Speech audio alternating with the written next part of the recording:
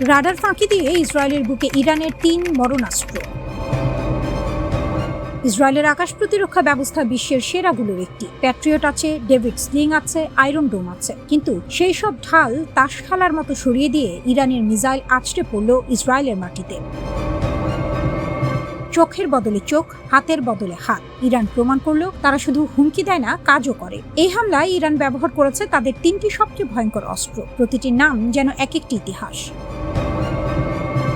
খেইবার শেকান, ইরানের ৩য় প্রজন্মের মাঝারি পাল্লার মিসাইল। ১৫০০ কিলোমিটার দূরের লক্ষ্যবস্তুতে নিখুঁতভাবে আঘাত করতে পারে। কিন্তু শুধু পাল্লা বড় হলেই চলে না, এই মিসাইলের আসল শক্তি তার অদৃশ্য হয়ে যাওয়ার ক্ষমতায়। রাডারের চোখকে ধোঁকা দেওয়ার জন্যই বিশেষভাবে নকশা করা হয়েছে এটি। ডেভিড স্লিং আর প্যাট্রিয়টের মতো দুর্ধর্ষ আকাশ প্রতিরক্ষা ব্যবস্থাও এই মিসাইলকে ধরতে পারেনি, ধরার সুযোগই পায়নি। গাদার, তরল জ্বালানি চালিত মাঝারি পাল্লার ব্যালিস্টিক মিসাইল। পাল্লা ২০০০ কিলোমিটার পর্যন্ত, অর্থাৎ ইরানের যে কোনো প্রান্ত থেকে ছুড়লে ইসরায়েলের যে কোনো কোণে গিয়ে পৌঁছাবে। দূরত্ব এখানে কোনো ঢাল নয়। ইমাদ, ইরানের তৈরি প্রথম গাইডেড ওয়ারহেড সহ মাঝারি পাল্লার ব্যালিস্টিক মিসাইল। ১৫০০ কিলোমিটারের বেশি দূরত্বে আঘাত হানতে পারে এবং গাইডেড হওয়ার মানে হলো এটি লক্ষ্যভ্রষ্ট হওয়ার জন্য নয়, সরাসরি গন্তব্যে পৌঁছানোর জন্য তৈরি। এই ৩টি মিসাইল একসাথে ব্যবহার হলে কি হয়, সোমবার সেটা দেখল গোটা বিশ্ব। ইরানের হামলার প্রথম লক্ষ্য ছিল হাইফা শহরের একটি কেমিক্যাল কারখানা। এটি কোনো এলোমেলো পছন্দ নয়। ইসরায়েল এবং আমেরিকা একসাথে ইরানের একটি পেট্রোকেমিক্যাল কেন্দ্রে হামলা চালিয়েছিল। আইআরজিসির জবাব সোজা, একই ধরনের হামলা, একই ধরনের লক্ষ্য, জ্বালানি দিয়ে জ্বালানি।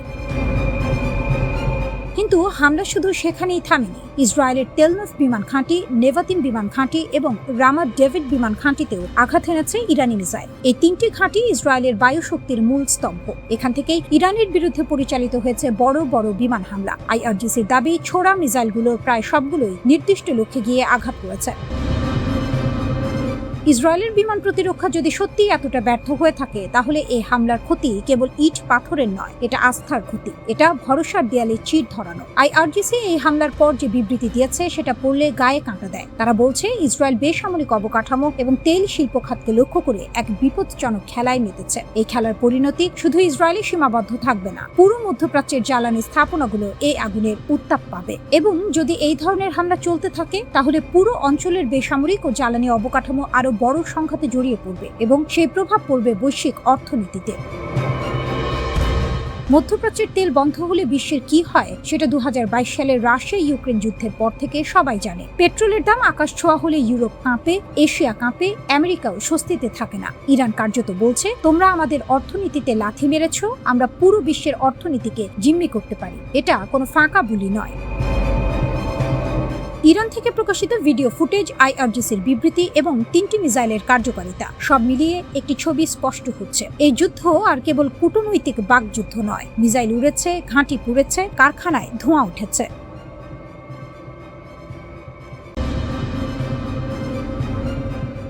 ৭ মিনিটে ইসরায়েলে আঘাত। ইরানের সেজিল ক্ষেপণাস্ত্র কেঁপে উঠল ইসরায়েল। ইরান এবার প্রথমবারের মতো চলমান সংখ্যাতে এই ক্ষেপণাস্ত্র ব্যবহার করেছে বলে জানিয়েছে দেশটির বিপ্লবী গার্ড বাহিনী। বিশ্লেষকদের মতে এই ক্ষেপণাস্ত্রের সবচেয়ে ভয়ঙ্কর দিক হল এর গতি ও কৌশলগত সক্ষমতা।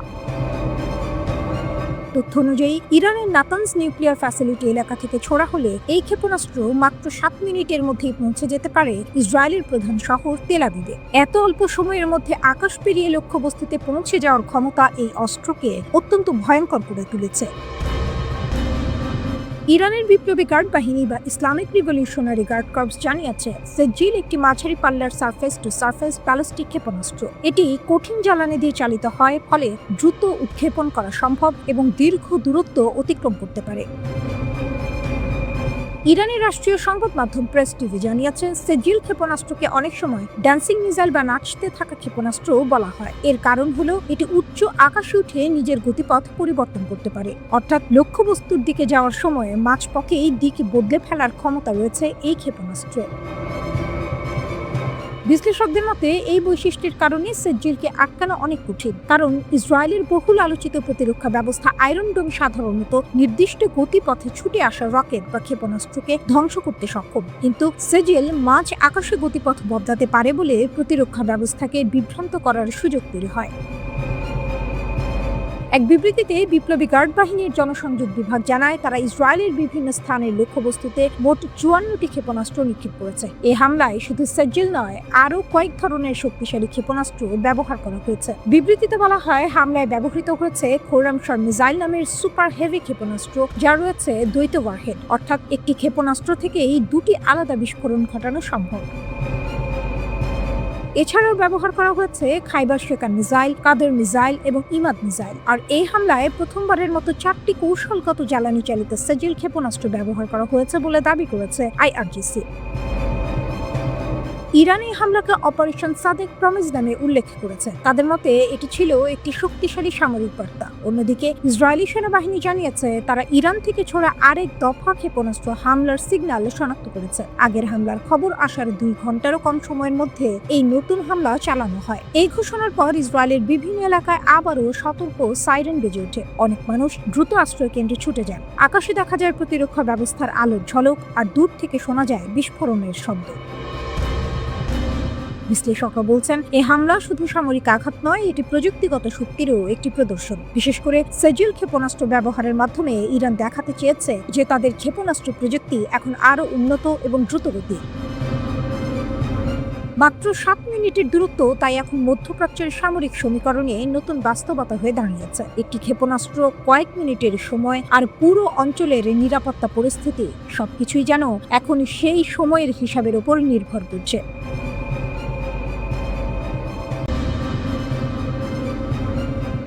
ইরানের বহুল আলোচিত সেজিল-2 ক্ষেপণাস্ত্র, আর এই ক্ষেপণাস্ত্রের নাম এখন চারদিকে ঘুরছে এক অদ্ভুত পরিচয়, ড্যান্সিং মিসাইল, অর্থাৎ নাচুনে ক্ষেপণাস্ত্র। কারণ এই ক্ষেপণাস্ত্র সোজা পথে উড়ে যায় না, আকাশে উঠেই এটি দিক বদলায়, বাঁকে নেয়, আবার ঘুরে দাঁড়ায়, ঠিক যেন বাতাসে নাচতে নাচতে ছুটে চলেছে। আর সেই কারণেই ইসরায়েলের শক্তিশালী আকাশ প্রতিরক্ষা ব্যবস্থাকেও ফাঁকি দিতে পারে এটি। ইরানের রাষ্ট্রীয় সংবাদ মাধ্যম প্রেস টিভি জানিয়েছে, ইসরায়েল ও যুক্তরাষ্ট্রের বিভিন্ন স্থাপনা লক্ষ্য করে একগুচ্ছ উন্নত ক্ষেপণাস্ত্র ছুড়েছে তেহরান। সেই হামলায় প্রথমবারের মতো ব্যবহার করা হয়েছে সেজিল-2 ক্ষেপণাস্ত্র। গত 28 ফেব্রুয়ারি যুদ্ধ শুরুর পর এটি প্রথমবার এই ক্ষেপণাস্ত্র ব্যবহার করল ইরান। এই সেজিল-2 আসলে ইরানের তৈরি একটি মাঝারি পাল্লার ব্যালিস্টিক ক্ষেপণাস্ত্র। পুরোপুরি নিজস্ব প্রযুক্তিতে তৈরি এই অস্ত্র চালিত হয় কঠিন জ্বালানিতে। ইরানের সামরিক ভাষায় এটি শুধু সেজিল নয়, এটি কখনো সাজিল, কখনো আশৌরা বা আশুরা নামেও পরিচিত। সেজিল-2 এর শক্তি ও সক্ষমতা শুনলে অনেকেই বিস্মিত হন। এই ক্ষেপণাস্ত্র প্রায় 2000 কিলোমিটার দূরের লক্ষ্যবস্তুতে আঘাত হানতে পারে, অর্থাৎ মধ্যপ্রাচ্যের বিস্তীর্ণ অঞ্চল এর আওতায় পড়ে। এটি প্রায় 700 কেজি ওজনের যুদ্ধাস্ত্র বহন করতে সক্ষম। কিন্তু শুধু দূরত্ব বা ওজনই এর বিশেষত্ব নয়, এই ক্ষেপণাস্ত্রের সবচেয়ে ভয়ঙ্কর বৈশিষ্ট্য হলো এর গতিপথ। সাধারণ ক্ষেপণাস্ত্র আকাশে উঠলে নির্দিষ্ট পথে এগোয়, কিন্তু সেজিল-2 আকাশে অনেক উঁচুতে উঠে দিক পরিবর্তন করতে পারে। কখনো বাঁক নেয়, কখনো গতি বদলায়, আবার কখনো হঠাৎ দিক ঘুরিয়ে লক্ষ্যবস্তুতে আঘাত হানে। এই অপ্রত্যাশিত চলনই ইসরায়েলের মতো শক্তিশালী প্রতিরক্ষা ব্যবস্থাকে বিভ্রান্ত করে দেয়। ঠিক এই কারণেই সামরিক বিশ্লেষকেরা একে বলেন ড্যান্সিং মিসাইল, অর্থাৎ নাচতে নাচতে এগিয়ে চলা ক্ষেপণাস্ত্র। ওয়াশিংটন ভিত্তিক গবেষণা প্রতিষ্ঠান centre for strategic and international studies CSIS জানিয়েছে, সেজিল ক্ষেপণাস্ত্রের দৈর্ঘ্য প্রায় 18 মিটার, এর ব্যাস প্রায় 1.25 মিটার, আর পুরো ক্ষেপণাস্ত্রটির ওজন প্রায় 23,600 কেজি। এর কঠিন জ্বালানি ব্যবস্থায় ইরানকে বড় কৌশলগত সুবিধা দিয়েছে, কারণ কঠিন জ্বালানির ক্ষেপণাস্ত্র খুব দ্রুত উৎক্ষেপণের জন্য প্রস্তুত করা যায়। অন্যদিকে পুরনো শাহাব সিরিজের ক্ষেপণাস্ত্রগুলো ছিল তরল জ্বালানিতে চালিত, যেগুলো উৎক্ষেপণের আগে প্রস্তুত করতে বেশি সময় লাগত। সেজিলের উন্নয়নের ইতিহাসও বেশ দীর্ঘ। 1990-এর দশকের শুরুতেই এর নকশা তৈরির কাজ শুরু হয়। 2008 সালে প্রথমবার এই ক্ষেপণাস্ত্র পরীক্ষামূলকভাবে উৎক্ষেপণ করা হয়। সেই পরীক্ষায় এটি প্রায় 800 কিলোমিটার পথ অতিক্রম করেছিল। এরপর 2009 সালের মে মাসে দ্বিতীয়বার পরীক্ষা চালানো হয়, যেখানে এর উন্নত নেভিগেশন ও গাইডেন্স সিস্টেম যাচাই করা হয়। এরপর একে একে আরো 4টি পরীক্ষামূলক উৎক্ষেপণ সম্পন্ন হয়। ষষ্ঠ পরীক্ষায় এই ক্ষেপণাস্ত্র প্রায় 1900 কিলোমিটার দূরে ভারত মহাসাগরে আঘাত হানতে সক্ষম হয়েছিল। সেই থেকেই বোঝা যায় ইরান ধীরে ধীরে এর ক্ষমতা বাড়িয়ে তুলেছে।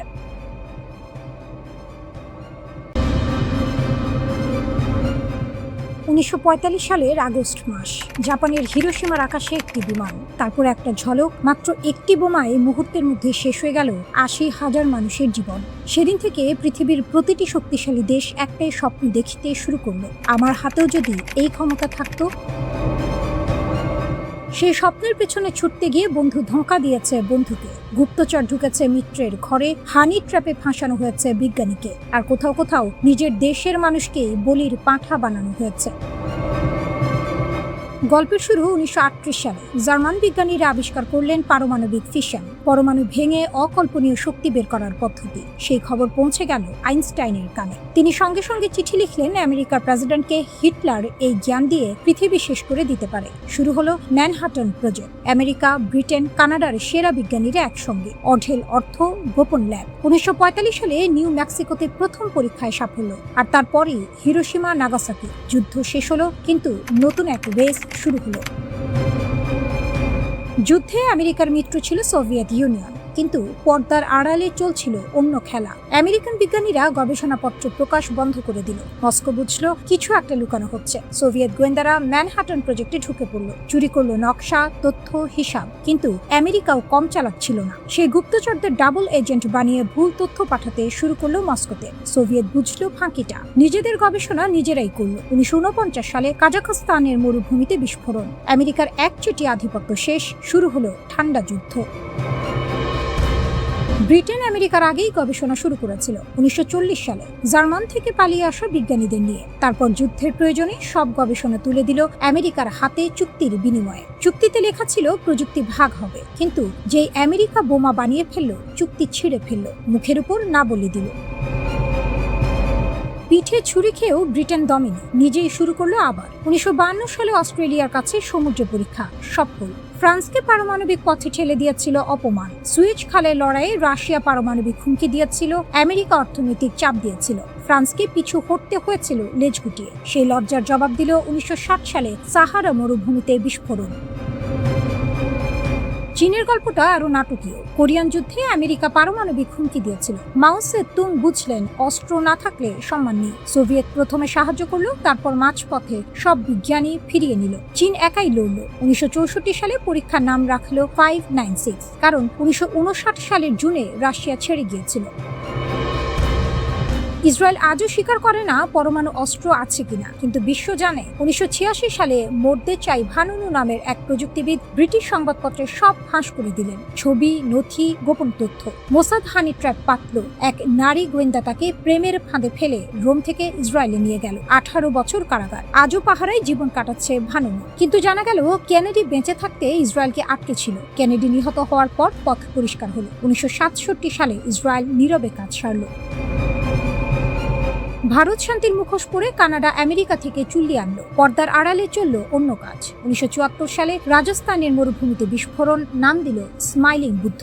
দক্ষিণ আফ্রিকা বর্ণবাদের কারণে একা হয়ে গিয়ে বোমা বানালো। তারপর সোভিয়েত পতনের পর নিজেই ধ্বংস করলো। ইতিহাসে একমাত্র দেশ। পাকিস্তানের পথ দেখিয়েছিলেন আব্দুল কাদির খান। নেদারল্যান্ডের ল্যাব থেকে চুরি করা নকশা নিয়ে দেশে ফিরলেন। চীনের সাহায্য, আমেরিকার চোখ বন্ধ। 1998 সালে রাশকোহের পাহাড়ে পরীক্ষা। আর উত্তর কোরিয়া মিসাইল ছিল, পরমাণু ছিল না। পাকিস্তানের কাছ থেকে পরমাণু প্রযুক্তি বদলে দিল মিসাইলের নকশা। 2006 সালে প্রথম পরীক্ষা। 10টা দেশের 10টা গল্প, প্রতিটিতে বিশ্বাসঘাতকতা, গোপনীয়তা আর অপমানের আগুনে জন্ম নেওয়ার সংকল্প। কিন্তু এই রেস কি শেষ হয়েছে? বিশেষজ্ঞরা বলছেন পরের নম্বর ইরানের। মধ্যপ্রাচ্যের একমাত্র পারমাণবিক শক্তি ইসরায়েল, তাকে ঠেকাতে মরিয়া। আর ইরান যদি সফল হয়, সৌদি আরবের যুবরাজ MBS আগেই বলে রেখেছেন, আমরাও পিছিয়ে থাকবো না। পৃথিবীর সবচেয়ে ভয়ঙ্কর খেলাটা এখনো চলছে।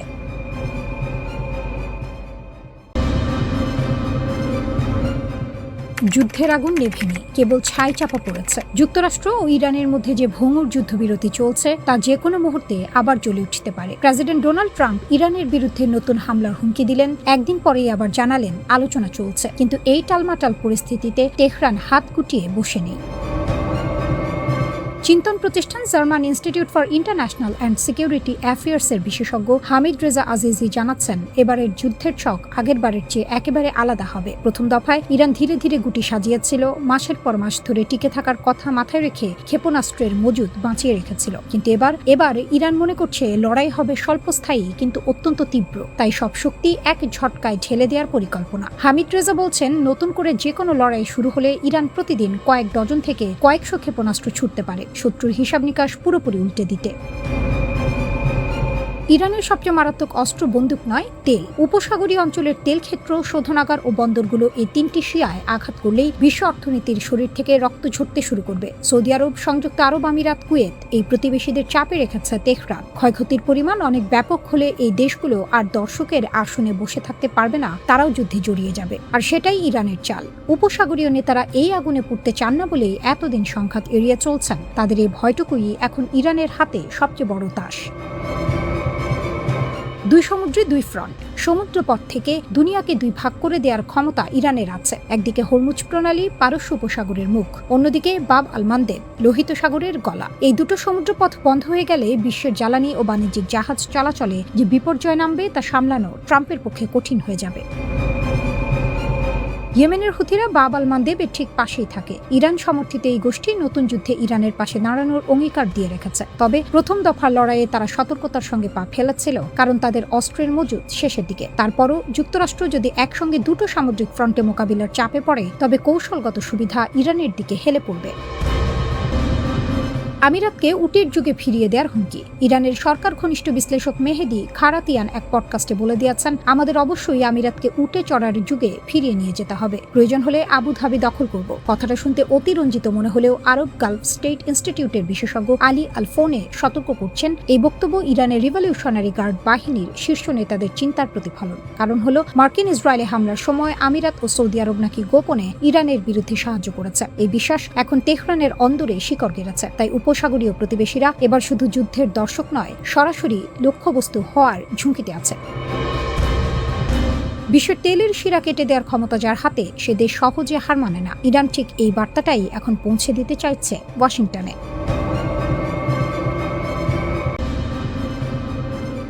হিজবুল্লাহ এবং ইরানের সমন্বিত ও বিধ্বংসী হামলায় ইসরায়েলের বিভিন্ন শহর এখন কার্যত রণক্ষেত্রে পরিণত হয়েছে। বিশেষ করে ইসরায়েলের উত্তরাঞ্চলীয় গুরুত্বপূর্ণ শহর হাইফাকে লক্ষ্য করে হিজবুল্লাহর সরাসরি হামলা এই সংঘাতকে এক নতুন ও বিপজ্জনক মাত্রায় নিয়ে গেছে। হাইফার তেল শোধনাগার ও নৌঘাঁটিতে আঘাত। প্রতিবেদনে জানা গেছে, হিজবুল্লাহ হাইফার একটি গুরুত্বপূর্ণ নৌঘাঁটি লক্ষ্য করে একই ঝাঁক উন্নত ক্ষেপণাস্ত্র নিক্ষেপ করেছে। এই হামলার পরপরই হাইফার বিশালাকার তেল শোধনাগারে ভয়াবহ অগ্নিকাণ্ড ঘটে। শোধনাগারের পরিকাঠামো এবং ইসরায়েলের অন্যতম প্রধান জ্বালানি কোম্পানি বাজান গ্রুপের একটি স্থাপনা সরাসরি ক্ষতিগ্রস্ত হয়েছে। সিসিটিভি ফুটেজে দেখা গেছে, ইরানি প্রতিশোধমূলক ক্ষেপণাস্ত্রগুলো সরাসরি শহরের গুরুত্বপূর্ণ অবকাঠামোতে আঘাত হানছে। যদিও ইসরায়েলি ফায়ার সার্ভিস দ্রুত আগুন নিয়ন্ত্রণে আনার দাবি করেছে, তবে এই হামলা ইসরায়েলের জ্বালানি নিরাপত্তার উপর বড় ধরনের আঘাত হিসেবে দেখা হচ্ছে। একযোগে বহুমুখী হামলা শুধু হাইফা নয়, যুদ্ধের পরিধি এখন ইসরায়েলের গভীরে ছড়িয়ে পড়েছে। দক্ষিণ ইসরায়েলের দিমোনা, তেল আবিব এবং বীরশেবা এলাকাগুলোকেও লক্ষ্যবস্তু করা হয়েছে। মাত্র 30 মিনিটের ব্যবধানে ইরান 3টি পৃথক ক্ষেপণাস্ত্র বহর নিক্ষেপ করে। বীরশেবার একটি শিল্পাঞ্চলে ক্ষেপণাস্ত্র আঘাত হানার পর সেখানে বিষাক্ত রাসায়নিক লিকের আশঙ্কা দেখা দিয়েছে। এছাড়া একটি কীটনাশক ট্যাঙ্কে আগুন লেগে আকাশ কালো ধোঁয়ায় ঢেকে যায়, যা পরিবেশগত বিপর্যয়ের ঝুঁকি তৈরি করেছে। উত্তরাঞ্চলীয় সীমান্তে রক্তক্ষয়ী সংঘর্ষ। লেবানন সীমান্ত এখন বিশ্বের অন্যতম উদ্বায়ী যুদ্ধক্ষেত্রে পরিণত হয়েছে। হিজবুল্লাহ এন্টি ট্যাঙ্ক ক্ষেপণাস্ত্র এবং ড্রোন হামলায় ইসরায়েলি বাহিনীর ব্যাপক ক্ষয়ক্ষতি হয়েছে। আইডিএফ নিশ্চিত করেছে যে হিজবুল্লাহর হামলায় একজন ইসরায়েলি সেনা নিহত এবং বেশ কয়েকজন কর্মকর্তা গুরুতর আহত হয়েছে। হিজবুল্লাহ ড্রোন ও গাইডেড মিসাইলগুলো ইসরায়েলি সাজোয়া ইউনিট এবং সেনাদের অবস্থানের ওপর নিখুঁতভাবে আঘাত হানছে। ইরানি সংবাদ মাধ্যম দাবি করেছে যে সংঘাত শুরু হওয়ার পর থেকে হিজবুল্লাহ অন্তত 114টি ইসরায়েলি ট্যাঙ্ক ধ্বংস করেছে। যদিও ইসরায়েলি সামরিক বাহিনী এই দাবিকে অতিরঞ্জিত বলে প্রত্যাখ্যান করেছে, তবে মাঠ পর্যায়ের চিত্র বলছে হিজবুল্লাহর হামলার সক্ষমতা এবং রণকৌশল আগের চেয়ে অনেক বেশি উন্নত ও বিধ্বংসী হয়ে উঠেছে। আঞ্চলিক যুদ্ধের পদক্ষেপ। এই হামলার ব্যাপকতা এবং সমন্বয় ইঙ্গিত দিচ্ছে যে ইরান এবং তার মিত্ররা ইসরায়েলের বিরুদ্ধে একযোগে একাধিক ফ্রন্ট খুলে দিয়েছে। একদিকে উত্তর দিক থেকে হিজবুল্লাহর রকেট ও ড্রোন হামলা, অন্যদিকে সরাসরি ইরান থেকে আসা দূরপাল্লার ক্ষেপণাস্ত্র, সব মিলিয়ে ইসরায়েলি প্রতিরক্ষা ব্যবস্থা এখন চরম চাপের মুখে। ইসরায়েলের গ্যালিলি, টাইবেরিয়াস এবং নেতানিয়া জুড়ে অনবরত সাইরেন বেজে চলেছে, যা সাধারণ মানুষকে বাংকারে আশ্রয় নিতে বাধ্য করছে। ইরানের ইসলামিক রিভলিউশনারি গার্ড IRGC পরিষ্কারভাবে জানিয়েছে, এই হামলাগুলো তাদের ভূখণ্ডে এবং অঞ্চলে ইসরায়েলি ও মার্কিন সামরিক তৎপরতার জবাব। ইসরায়েলও বসেনি, তারা ইরানের দক্ষিণ পার্স প্রাকৃতিক গ্যাস ক্ষেত্রে পাল্টা হামলা চালিয়ে পরিস্থিতিকে আরও জটিল করে তুলেছে।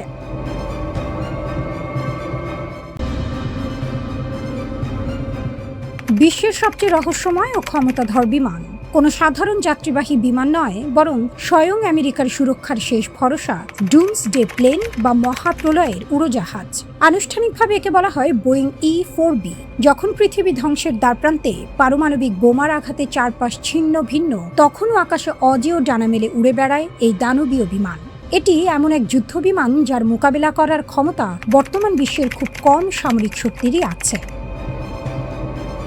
1974 সালে স্নায়ুযুদ্ধের চরম উত্তেজনার সময় এই বিমানকে সামরিক বাহিনীতে যুক্ত করা হয়। এর মূল লক্ষ্য ছিল একটাই, যে কোনো বিপর্যয় বা পারমাণবিক হামলার মুখে যখন স্থলভাগের সব কমান্ড সেন্টার অকেজো হয়ে যাবে, তখন এই বিমানটি আকাশে ভেসে থাকা একটি ভ্রাম্যমাণ পেন্টাগন বা কমান্ড সেন্টার হিসেবে কাজ করবে। স্থলভাগের কমান্ডগুলো ধ্বংস হলেও এই বিমানটি আকাশ থেকেই রাষ্ট্রযন্ত্রের নিয়ন্ত্রণ ধরে রাখবে।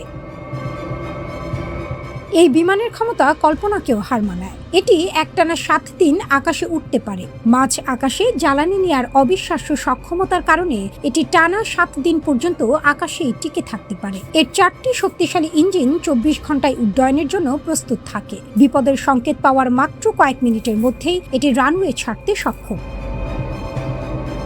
বিমানের সবচেয়ে বড় শক্তি হলো এর প্রতিরক্ষা। পারমাণবিক বিস্ফোরণের সময় যে ভয়ঙ্কর তাপ এবং ইলেকট্রোম্যাগনেটিক পালস তৈরি হয়, এই বিমান তা অনায়াসে সহ্য করতে পারে। এর শরীরে এমন বিশেষ আবরণ এবং প্রযুক্তি যুক্ত আছে যা বিকিরণ বা তড়িৎ চৌম্বকীয় আক্রমণের মুখেও এর ভেতরের কম্পিউটার এবং মিশন সিস্টেমকে সচল রাখে। এর ভেতরে রয়েছে 67টি শক্তিশালী অ্যান্টেনা, যা দিয়ে বিশ্বের যে কোনো প্রান্তে থাকা সাবমেরিন, যুদ্ধ জাহাজ বা সামরিক ঘাঁটির সঙ্গে মুহূর্তের মধ্যে গোপন যোগাযোগ করা সম্ভব। 111 জন ক্রু সদস্য নিয়ে চলা এই বিমানে রয়েছে হাইটেক কমান্ড এরিয়া, সম্মেলন কক্ষ, ব্রিফিং রুম এবং উন্নত যোগাযোগ এলাকা। সংকটকালে স্বয়ং আমেরিকার প্রেসিডেন্ট, প্রতিরক্ষা মন্ত্রী এবং জয়েন্ট চিফস অফ স্টাফ এই বিমানে বসেই যুদ্ধের কৌশল নির্ধারণ করেন এবং পরমাণু অস্ত্র ছোড়ার নির্দেশ দিতে পারেন। অনেকে একে প্রেসিডেন্টের যাতায়াতের বিমান এয়ারফোর্স 1 এর সঙ্গে গুলিয়ে ফেলেন, কিন্তু মনে রাখবেন এয়ারফোর্স 1 হলো প্রেসিডেন্টের আরামদায়ক ভ্রমণ বিমান, আর ডুমসডে প্লেন হলো যুদ্ধের ময়দানে ভেসে থাকা এক অজেয় সামরিক দুর্গ। বর্তমানে আমেরিকার কাছে এই শ্রেণীর 4টি বিমান রয়েছে, তবে ক্রমবর্ধমান সাইবার এবং আধুনিক নিরাপত্তা হুমকির কথা মাথায় রেখে আমেরিকা এখন বোয়িং 747-8 মডেলের বিমানগুলোকে সংস্কার করে এই বহরকে আরও আধুনিক করার কাজ শুরু করেছে। এই প্রজেক্টের জন্য ব্যয় করা হচ্ছে প্রায় 13 বিলিয়ন বা 1300 কোটি মার্কিন ডলার। রাশিয়া বাদে পৃথিবীর আর কোনো দেশের হাতে এমন বিশেষায়িত কমান্ড বিমান থাকার তথ্য নেই।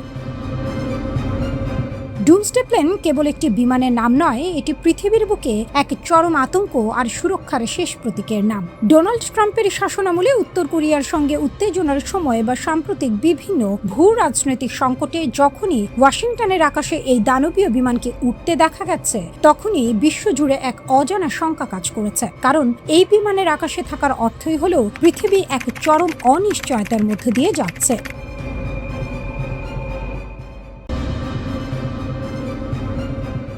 ইরানের হাতে পারমাণবিক বোমা নেই সত্য, কিন্তু দেশটির হাতে রয়েছে এমন এক কৌশলগত নিয়ন্ত্রক যা বর্তমানে বিশ্ব রাজনীতি ও অর্থনীতিকে মরার উপর খাড়ার ঘায়ের মতো বিপর্যস্ত করে তুলেছে। হরমুজ প্রণালী, যা বৈশ্বিক জ্বালানি সরবরাহের প্রধান ধমনী, বর্তমানে ইরানের নিয়ন্ত্রণে। তেহরান কার্যত প্রমাণ করে দিয়েছে যে পারমাণবিক ক্ষেপণাস্ত্রের চেয়েও বিধ্বংসী হতে পারে কোনো ভূ রাজনৈতিক চোখ পয়েন্টের ওপর পূর্ণ নিয়ন্ত্রণ। এই পরিস্থিতি ওয়াশিংটন ও তেল আবিবকে কার্যত হাড়ে হাড়ে টের পাওয়ানোর মতো অবস্থায় ফেলেছে। বিশ্বের পরাশক্তিগুলো ইরানকে পারমাণবিক অস্ত্র অর্জন থেকে বিরত রাখার জন্য দশকের পর দশক দাঁতে দাঁত চেপে লড়েছে, নিষেধাজ্ঞা দিয়েছে, কূটনৈতিক চাপ প্রয়োগ করেছে। কিন্তু আজ তারা বুঝতে পারছে তাদের সেই রণকৌশল ভুল ছিল। ইরানের আসল পারমাণবিক শক্তি কোনো ল্যাবে নয়, বরং হরমুজের জলসীমায় লুকিয়েছিল। ইরান আজ কেবল নিজের স্বার্থই রক্ষা করছে না, বরং বিশ্ব শক্তির ক্ষমতার ভারসাম্যকে নড়বড়ে করে দিয়েছে। আজকের পৃথিবীতে শক্তির সংজ্ঞা পরিবর্তিত হয়েছে। এখন অস্ত্রের চেয়ে সরবরাহের লাইনের নিয়ন্ত্রণ বা সাপ্লাই চেইন কবজা করা অনেক বেশি কার্যকর কৌশল। ইরান সেই অস্ত্রটি ব্যবহার করছে এবং বিশ্বকে এক নতুন বাস্তবতার মুখোমুখি দাঁড় করিয়ে দিয়েছে। বিশ্বের মোট সমুদ্রজাত অপরিশোধিত তেল ও গ্যাসের প্রায় 20 থেকে 25% এই সংকীর্ণ হরমুজ প্রণালী দিয়েই পরিবাহিত হয়। যখন ইরান এই পথে জাহাজ চলাচল সীমিত করে দেয়, তখন বিশ্ববাজারের উপর এর প্রভাব পড়ে হিমালয়ের মতো ভারী। জ্বালানি তেলের দাম হু হু করে বেড়ে ব্যারেল প্রতি $110 গণ্ডি অতিক্রম করায় বিশ্ব অর্থনীতি আজ অগাধ জলে পড়েছে। একে তো দীর্ঘমেয়াদী যুদ্ধের দামামা, তার উপর তেলের বাজারে এই অস্থিরতা, সব মিলিয়ে সাধারণ মানুষের নাভিশ্বাস ওঠার উপক্রম। বিশেষ করে চীন, ভারত, জাপান ও দক্ষিণ কোরিয়ার মতো শিল্পোন্নত দেশগুলো আজ জ্বালানি সংকটের কারণে শাক দিয়ে মাছ ঢাকার আপ্রাণ চেষ্টা করছে, কিন্তু সত্য হলো তাদের অর্থনীতির চাকা স্থবির হয়ে যাওয়ার পথে। দক্ষিণ এশিয়ার বাংলাদেশ, পাকিস্তান ও শ্রীলঙ্কার মতো দেশগুলো জ্বালানি রেশনিং করতে গিয়ে জনজীবনে যে ভয়াবহ সংকট তৈরি করেছে তা অর্থনীতির ভাষায় চরম বিপর্যয়। মার্কিন অর্থলগ্নিকারী প্রতিষ্ঠানগুলোর বিশ্লেষণ অনুযায়ী এই যুদ্ধের প্রলম্বিত ছায়া বিশ্ব অর্থনীতি থেকে কয়েক ট্রিলিয়ন ডলার মুছে ফেলার ক্ষমতা রাখে। ফেডারেল রিজার্ভের উদ্বেগ থেকে স্পষ্ট, বৈশ্বিক জিডিপি প্রবৃদ্ধির হার উল্লেখযোগ্য হারে হ্রাস পাওয়ার আশঙ্কা তৈরি হয়েছে। অথচ মার্কিন প্রেসিডেন্ট ডোনাল্ড ট্রাম্প সামাজিক মাধ্যমে ক্রমাগত হুঙ্কার ছাড়ছেন, কিন্তু তাতে পরিস্থিতির বিন্দুমাত্র পরিবর্তন ঘটছে না। উল্টো খোদ আমেরিকার ভেতরেই জ্বালানির দাম আকাশচুম্বী হওয়ায় বর্তমান মার্কিন প্রশাসনের ওপর জনরোষ বাড়ছে। নির্বাচনের প্রাক্কালে এটি হোয়াইট হাউসের জন্য মরার উপর খাড়ার ঘায়ের চেয়ে কম কিছু নয়। ইরান যেন এক্ষেত্রে দড়ি টানাটানির খেলায় নিজের শক্ত অবস্থান জানান দিচ্ছে। ভৌগোলিক বাস্তবতায় হরমুজ প্রণালী মাত্র 33 কিলোমিটার প্রশস্ত এবং এর জাহাজ চলাচলের গুরুত্বপূর্ণ পথটি ইরানের উপকূলীয় সীমানার অন্তর্ভুক্ত। ইরান জাতিসংঘ সমুদ্র আইন কনভেনশনে স্বাক্ষর না করায় এই জলপথের উপর নিজস্ব সার্বভৌমত্ব দাবি করছে। তাদের এই দৃঢ় অবস্থান কোনোভাবেই নমনীয় করার সুযোগ নেই। এমনকি যুদ্ধের পর শান্তি আলোচনা শুরু হলেও ইরান এখন প্রতিটি জাহাজ থেকে মোটা অঙ্কের টোল আদায়ের যে দাবি তুলেছে তা বর্তমান বৈশ্বিক পরিস্থিতিতে আগুনে ঘি ঢালার কাজ করছে। এই সংকটের সমাধান কোথায় তা নিয়ে আজ বড় বড় অর্থনীতিবিদরাও ধন্দে পড়েছেন, কারণ ইরানের এই অদৃশ্য পারমাণবিক অস্ত্র থামানোর কোনো সহজ পথ বর্তমানে কারো জানা নেই।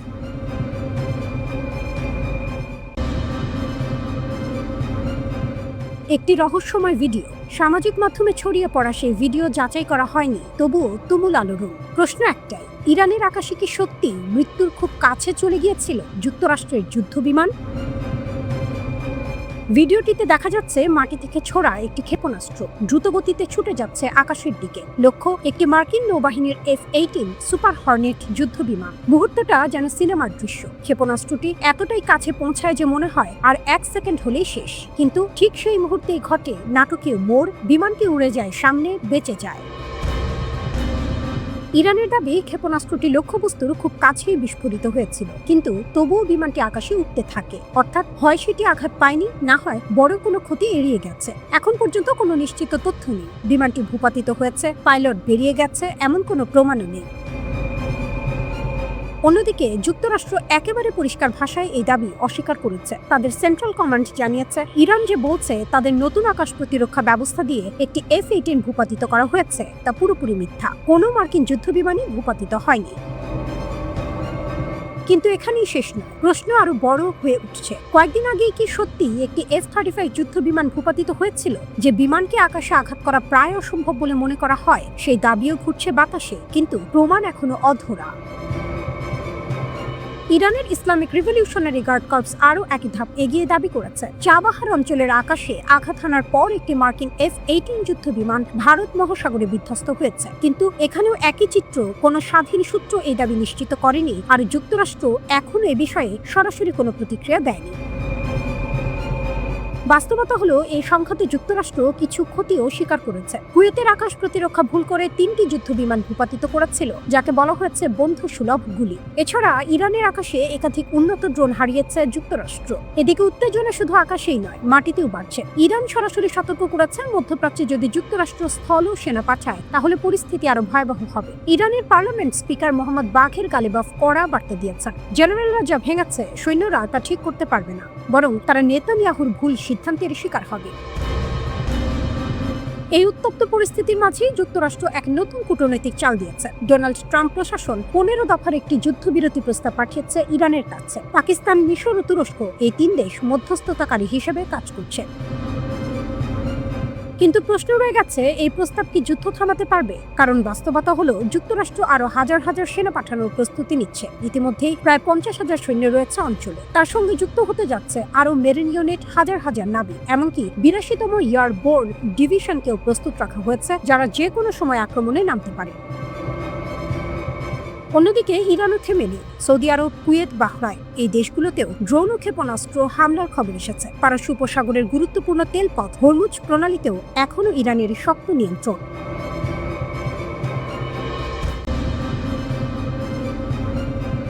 ইরানের তোপে ফাঁকা হচ্ছে মার্কিন টমাহক ভান্ডার, সংকটে পেন্টাগন। যুদ্ধের ময়দানে কখনো কখনো সবচেয়ে শক্তিশালী অস্ত্র ক্লান্ত হয়ে পড়ে। এখন ঠিক সেই পরিস্থিতিতেই পড়েছে যুক্তরাষ্ট্র। ইরানের বিরুদ্ধে পরিচালিত অপারেশন এপিক ফিউরি নামের সামরিক অভিযানে মার্কিন নৌবাহিনী তাদের সবচেয়ে গুরুত্বপূর্ণ দূরপাল্লার অস্ত্র টমাহক ল্যান্ড অ্যাটাক মিসাইল ব্যবহার করেছে ব্যাপক হারে। প্রতিরক্ষা বিশ্লেষক জ্যাক বাকবির মতে, এই দীর্ঘ ও উচ্চ তীব্রতার অভিযানের ফলে এখন মার্কিন সামরিক ভান্ডারে টমাহক ক্ষেপণাস্ত্রের মজুদ দ্রুত কমে যাচ্ছে, আর সেটি পেন্টাগনের জন্য বড় ধরনের উদ্বেগের কারণ হয়ে দাঁড়িয়েছে। টমাহক ক্ষেপণাস্ত্র মার্কিন সামরিক শক্তির অন্যতম নির্ভরযোগ্য অস্ত্র। মার্কিন নৌবাহিনীর ডেস্ট্রয়ার ও সাবমেরিন থেকে উৎক্ষেপণযোগ্য এই ক্রুজ মিসাইল প্রায় 1000 মাইল দূরের লক্ষ্যবস্তুতে নির্ভুল আঘাত হানতে পারে। এর সবচেয়ে বড় সুবিধা হলো পাইলট বা যুদ্ধবিমানকে ঝুঁকিতে না ফেলেই শত্রু দেশের গভীরে আঘাত করা যায়। ইরানের ক্ষেত্রে ঠিক এ কারণেই এই অস্ত্রের ব্যবহার হয়েছে সবচেয়ে বেশি। যুদ্ধের শুরুর দিকে ইরানের শক্তিশালী বিমান প্রতিরক্ষা ব্যবস্থা ও কমান্ড সেন্টার ধ্বংস করার জন্য শত শত টমাহক ক্ষেপণাস্ত্র ছোড়া হয়। এগুলোর অনেকগুলো লক্ষ্য ছিল ইরানের রাডার ঘাঁটি, যোগাযোগ কেন্দ্র এবং সামরিক অবকাঠামো। ফলে খুব অল্প সময়ের মধ্যেই বিপুল সংখ্যক ক্ষেপণাস্ত্র খরচ হয়ে গেছে।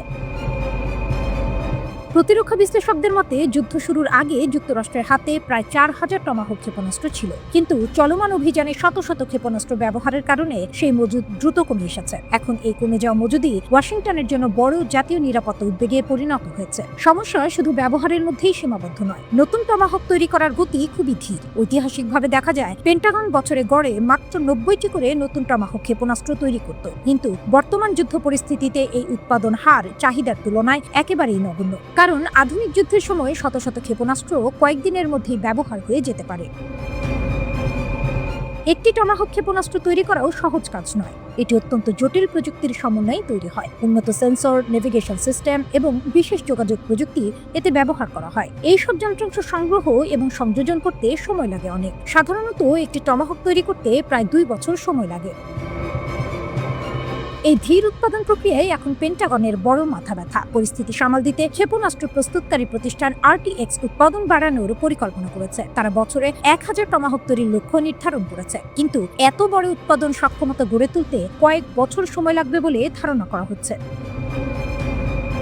অন্যদিকে টমাহক ক্ষেপণাস্ত্রের দামও কম নয়। প্রতিটি ব্লক 5 সংস্করণের টমাহকের মূল্য প্রায় 13 লাখ মার্কিন ডলার। ফলে বিপুল সংখ্যক ক্ষেপণাস্ত্র ব্যবহার মানে পেন্টাগনের বাজেটের ওপরও বড় চাপ তৈরি হওয়া। মার্কিন নৌবাহিনী 80-র দশক থেকে এখন পর্যন্ত প্রায় 9000 টমাহক ক্ষেপণাস্ত্র কিনেছে। তবে এর বড় একটি অংশ ইতিমধ্যেই বিভিন্ন মহড়া এবং অতীতের যুদ্ধগুলোতে ব্যবহার হয়ে গেছে। ফলে নতুন করে মজুদ গড়ে তোলা এখন অত্যন্ত জরুরি হয়ে পড়েছে। বিশেষ করে ইরানের ভৌগোলিক অবস্থান এই সমস্যাকে আরও জটিল করেছে। ইরান একটি বিশাল দেশ এবং এর পাহাড়ি ও দুর্গম ভূখণ্ডে সরাসরি হামলা চালানো সহজ নয়। তাই সেখানে দূরপাল্লার স্ট্যান্ড অফ অস্ত্র যেমন টমাহক ক্ষেপণাস্ত্রের প্রয়োজনীয়তা অনেক বেশি। মার্কিন নৌবাহিনীর শক্তিশালী সাবমেরিনগুলোও এই অস্ত্রের ওপর ব্যাপকভাবে নির্ভরশীল। উদাহরণ হিসেবে ওহাইও ক্লাস সাবমেরিন একবারে 154টি টমাহক বহন করতে পারে। কিন্তু যদি ক্ষেপণাস্ত্রের সরবরাহ কমে যায়, তবে এই শক্তিশালী নৌযানগুলোর কার্যকারিতাও কমে যাবে। বিশ্লেষক জ্যাক বাকবি সতর্ক করে বলেছেন, যদি দ্রুত উৎপাদন বাড়ানো না যায়, তবে এই সংকট 2020-এর দশকের শেষ পর্যন্ত যুক্তরাষ্ট্রের সামরিক সক্ষমতায় বড় শূন্যতা তৈরি করতে পারে। শুধু ইরানের সঙ্গে নয়, ভবিষ্যতে অন্য কোনো বড় শক্তির সঙ্গে সংঘাতেও এটি বড় সমস্যা হয়ে দাঁড়াতে পারে। কারণ আধুনিক যুদ্ধ এখন শুধু অস্ত্রের শক্তির লড়াই নয়, এটি শিল্প উৎপাদন, প্রযুক্তি এবং সরবরাহ ব্যবস্থার লড়াইও।